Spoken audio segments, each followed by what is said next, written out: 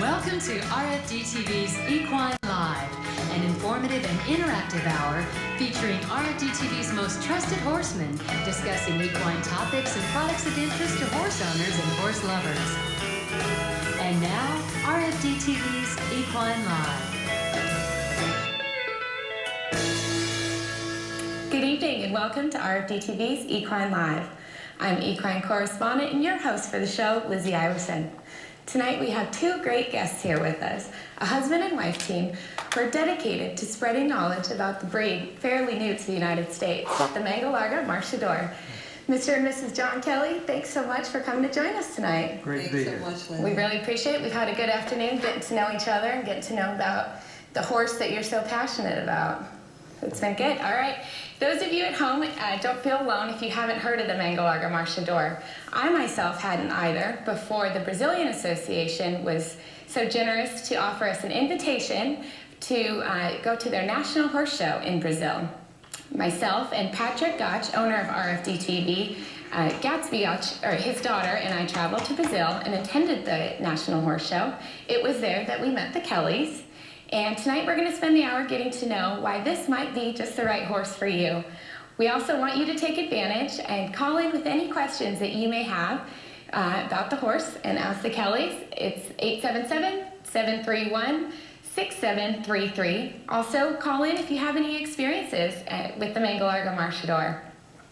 Well, let's get started. John, you're the president of the United States Association of the Mangalarga Marchador. That's right. And Lynn, in past years, you have been the president. Yes, I have, and I've stayed on as the registrar. Okay. And John took over as president. So this association is close to your heart, obviously. That's right. It's been a great opportunity not only to introduce the horse to the United States, but to get to know a lot of wonderful people across the country. So it's been exciting for us. Good. Well, let's just get started and go back to the beginning and learn some of the history, because this is a new horse to the United States, but it surely has deep roots in other countries. So That's right. The Mangalarga Marchador originally came to Brazil from Portugal in the 1800s, and it's related, in fact, to many of the other Iberian horses that we're familiar with. If you go way back in time in the 1500s, when Columbus came and the conquistadors came, the early horses from the Iberian Peninsula were brought over, and at that time in Spain, most everyone rode. There were no carriages or roads in Spain or Portugal or in Europe for that matter, and so riding every day was normal, and so most people preferred a horse that was very easy to ride. So it was very common to see lateral moving four-gated horses in Europe in the 1500s. And when Columbus came and the conquistadors came, the horses that they brought were the predecessors and related to what we know of today, the Pasofinos and the Peruvian Pasos. Well, over the next 300 years in Spain, from 1500 to 1800, the Spanish and the Portuguese began to look at having the horse, in their opinion, have a little more athleticism and be a little more diagonal in their movement. And so they began to breed the horses moving from lateral towards a diagonal moving gait. And in 1800, when the predecessors of the Mangalarga Marchador were brought to Brazil, was right as a moment in time when they were at almost a center position, which is what the Brazilians call it, in that some of the horses were still four-beated and lateral, but others had predominantly a natural diagonal moving gait. In Europe, of course, after that, you had the roads developed, carriage riding became popular, dressage became popular, the thoroughbred began to be bred, and the Iberian horses moved on from 1800 to today's horses. The Lusitanos and the Andalusians, of course, are not gated. They're diagonal moving trotting horses. So you saw this progression.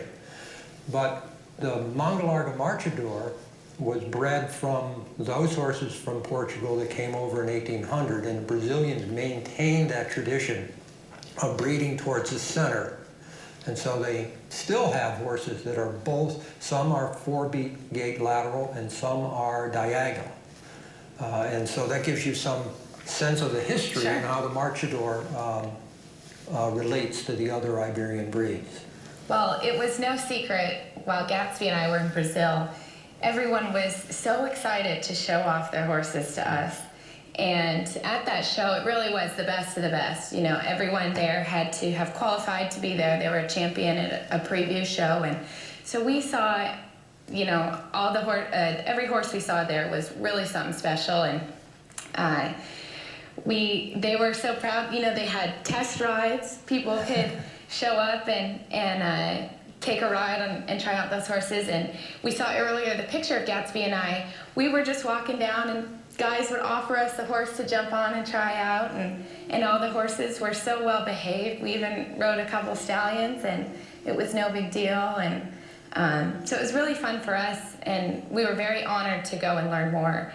And I can see why you two have become such advocates as well. Well, I think if you heard some of the stories in Brazil, and I'm sure we're going to hear some of them tonight, but if you went around the U.S., anyone who owns the Marchador horse probably has a story to tell, and almost all of us are just as passionate. Mm-hmm. It's a wonderful feeling, and we really relate to the Brazilians. They just love this breed of horse. Yep.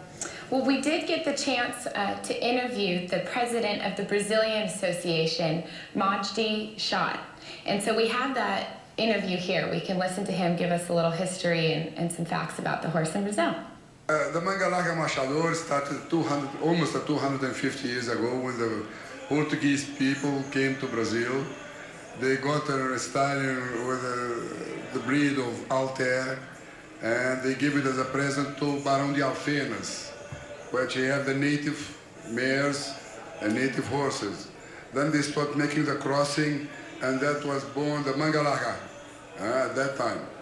And about 70 years ago, the people, the family divided. The family Junqueira was divided. People went to São Paulo, and they installed the association of Mangalarga. And the people stayed originally in Minas Gerais. They decided 62 years ago to also make the association of the Mangalarga, and they said Mangalarga Marchador, which is the original Mangalarga horse in Minas Gerais. And our association now have about 62 years old. We have about more than 400,000 horses being registered. We have 25,000 breeders in all over Brazil. We have some in the United States. We have a lot of some of in Europe, and we have starting now Argentina and Italy. And we have 5,700 breeders, members of the association now. Okay. Well, yesterday you mentioned that you couldn't keep up with the demand, that there's not enough horses for how many people want the horses. Is that true? You need more breeders, or you're trying to get more horses throughout, not only in Brazil, but the United States as well? Yeah, we have been for 3 or 4 years. We have an excellent market for the Mangalarga Marchador. You see, we went to the Equitan in Germany in March, and after the Equitan, the biggest breeder in Germany don't have any horse anymore to sell. The people just are discussing with the German people yesterday. They told me that they were trying to look for a good Mangalarga Marchador horse. They didn't find. You see that, and here in Brazil we have a market is excellent. The Brazilian economy is in a good shape. It's a very good shape, and we have a lot of breeders coming in. We got 3,000 new breeders in the association in the last 3 years. Majdi was somewhat of a celebrity in Brazil. Everywhere we went together, people were tracking him down, wanting to talk to him. He seems to be a very popular president for the Marchador. He's done a wonderful job. He's very passionate, as most of the Brazilian breeders are on the horse, but he's been wonderful to developing the breed in other countries. He mentioned in Germany that the horse is being expanded. In the United States, he's been very helpful to us as well in terms of providing inspectors to visit the United States to look at the horses that we'll talk about later, trainers, and for hunting. a good all-around horse.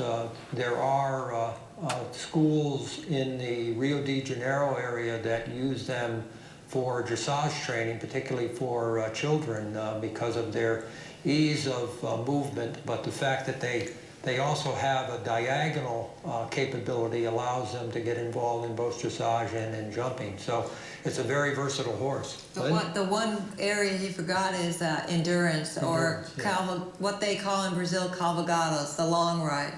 So that's either a long ride.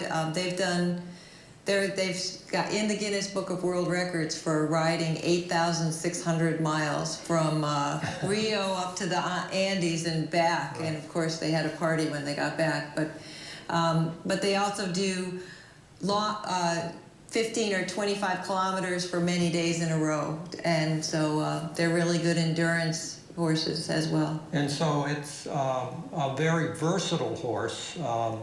As we were talking earlier, if you're really specializing in a particular area like reining or jumping or whatever, you would pick a breed that you would specialize in that particular area.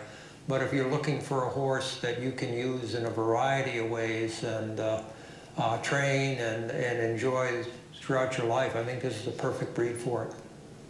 Great. Well, that was one thing I heard all the time when we were there was versatile, versatile, versatile.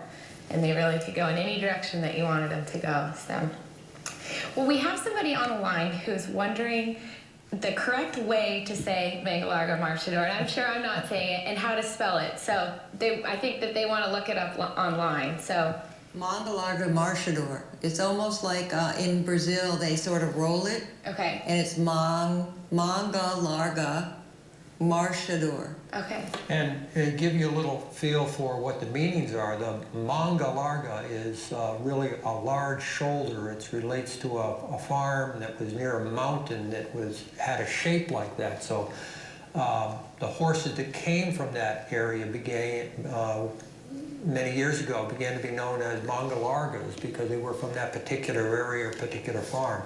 And of course, Marcha is the description that they use for the movement. The Brazilians focus more on the natural movement of the horse and less on whether it's 4-beat or 3-beat or diagonal or whatever. Those technical terms are less important to them than the smoothness and the beauty of the ride. And so they talk in terms of a marcha. Okay. And if you want me to spell it, probably only need one of the words, Marchador. Okay. And if you Google search it or whatever, you'll get some hits. Okay. Our next caller is Hugh from North Carolina. Go ahead, Hugh, with your question. Yes, I was wondering, in what I've seen of the movement of these horses on TV tonight, they move a lot like a Pasofino. And are they related or very similar to the Pasofino? Well, as we were talking earlier about the history, they are cousins to the Pasofino. The Pasofinos are descendants of Iberian horses that were brought over with the Columbus and the conquistadors in the 1500s. The Marchador represents the Iberian horses that were brought to Brazil in 1800. So those 300 years there was some development and change in the breeding focus.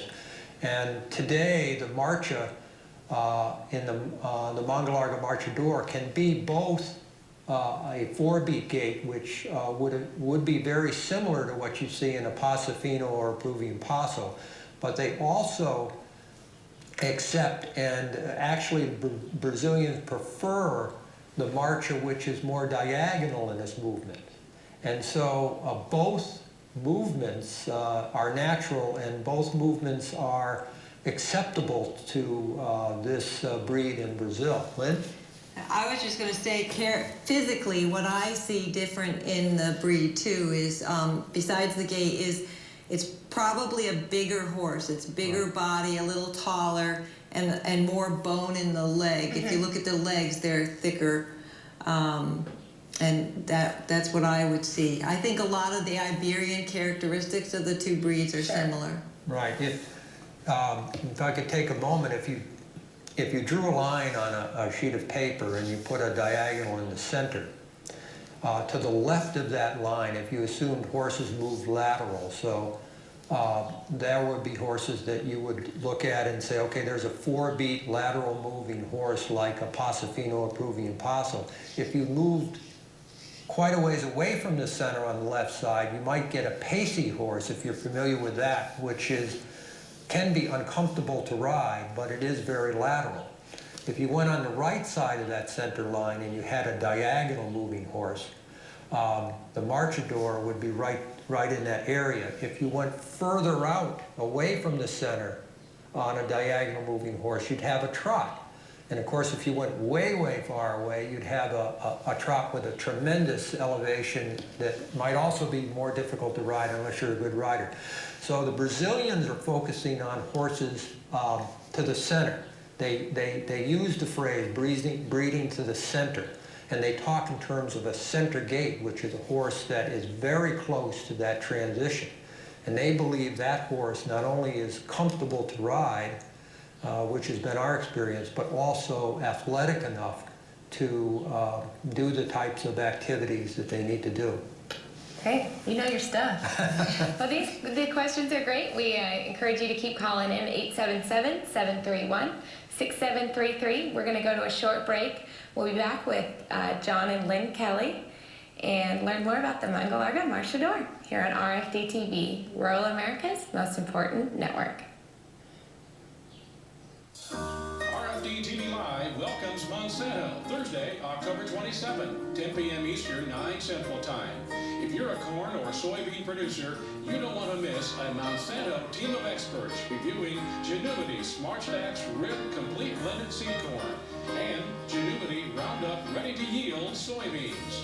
Phone lines will be open for you to ask your questions. It's RFD TV Live with Monsanto, Thursday, October 27th.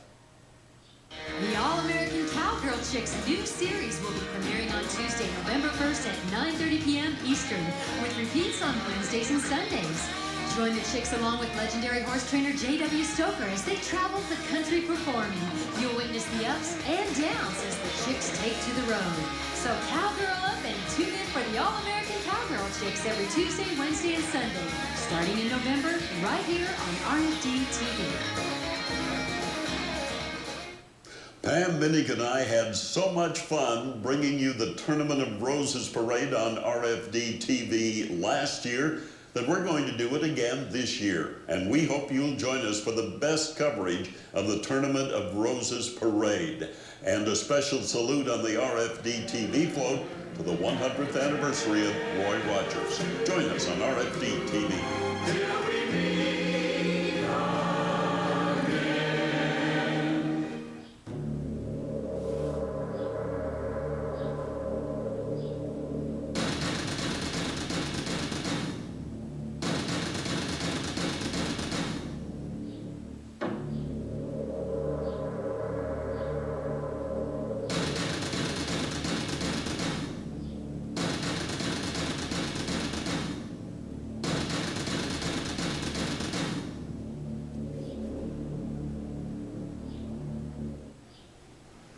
Welcome back to Equine Live on RFD TV. I'm Lizzie Iverson. I'm here with John and Lynn Kelly from the United States Mangalarga Marchador Association. We're taking phone calls right now, and the number is 877-731-6733. So call in with any questions that you have to learn more about this special horse that we're learning about tonight. And one of the things that really does make this horse special, one of the things that really sets it apart and people notice right off the bat, is that they're gated. And to learn more about it, we have a little video that'll break it down, and we'll show that to you right now. The most important characteristic of the breed is its gait, which is peculiar to the Mangalarga Marchador breed. Similar to a pace, an accelerated pace.